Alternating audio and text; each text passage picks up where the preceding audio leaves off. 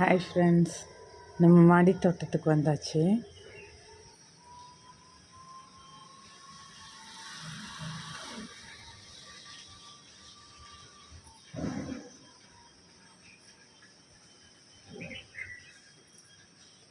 இங்கே பாருங்க, நம்மளோட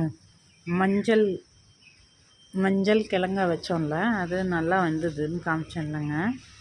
பாருங்க, மஞ்சள் தொட்டியில் இந்த கேரளா ஸ்பினாச்சின்னு சொல்லுவாங்க இதை. இந்த பசலிக்கீரை, கொடி பசலி, பச்சை கலரு, அதோட விதையை போட்டேங்க. அது வராதுன்னு நினச்சிக்கிட்டு நிறைய விதையை அதே ஒரே தொட்டியில் போட்டேன். அது பாருங்கள் எப்படி வச்சுருக்கேன்.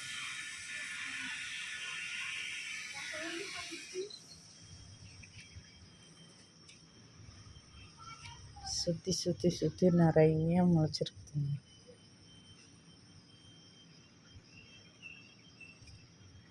எவ்வளோ விதை போட்டோமோ எல்லா விதையும் முளைச்சிருச்சு.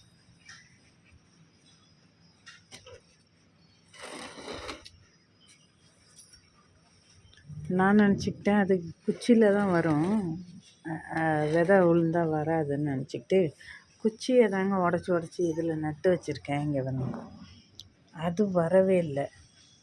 ஆனால் விதை விழுந்ததுங்க. விதையிலேருந்து நிறைய வந்திருக்கு. குச்சி ஒன்று கூட துளுக்கலைங்க. குச்சி நட்டு 2 மாதத்துக்கு மேலே ஆகுது. குச்சி ஒன்றுமே வரல. ஆனால் அந்த விதை விழுந்ததில் விதையிலேருந்து வளர்ந்துருக்கு நிறையா. இந்த தொட்டிலையும் வந்திருக்கு. இந்த தொட்டிலையும்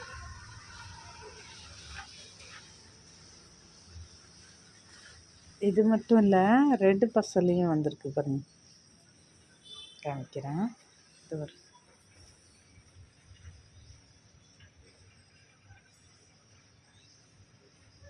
தண்டு ரெட்டாக இருக்குங்க, அதான் ரெட்டு பசலி. இதோட தண்டு பச்சையாக இருக்கும், அதான் இது க்ரீன் பசலி. ரெண்டுமே கொடி தான், கொடியாகவும் வரும்.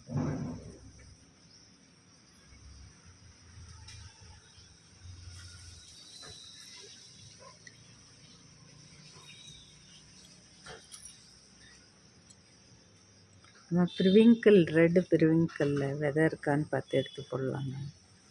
விதை எடுத்து போட்டோம்னா வரும் செடி. இந்த வரும் விதை இருக்கு.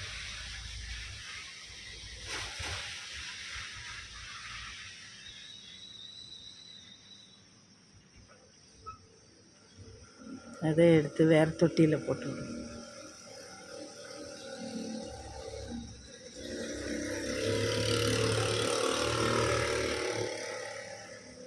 அதையே இன்னும் தொட்டியில் எடுத்து வைக்காமல் அப்படியே இருக்குங்க. நர்சரியிலேருந்து வாங்கிட்டு வந்ததுலேயே.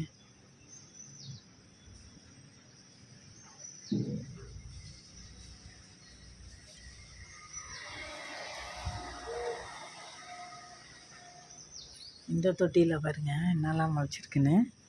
தக்காளி, கனகாமரம், பப்பாளி எல்லாம் முளைச்சிருக்கு. தன்னால் விதை விழுந்து முளைச்சிருக்கு.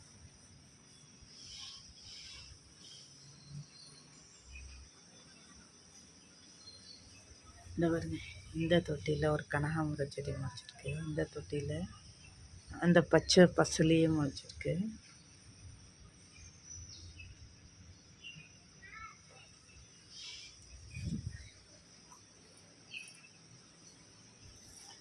பாருங்க, வாழை மர தொட்டியில் இதை முளைச்சிருக்கு.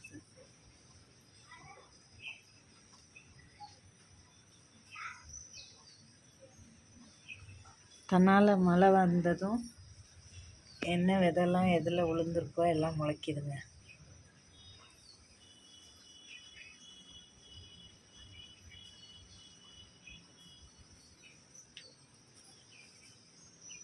பாருங்க, இந்த செடியில் என்ன முளைச்சிருக்கு.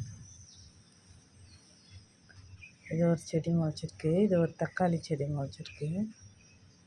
இது ஒரு பப்பாளி செடி முளைச்சிருக்கு.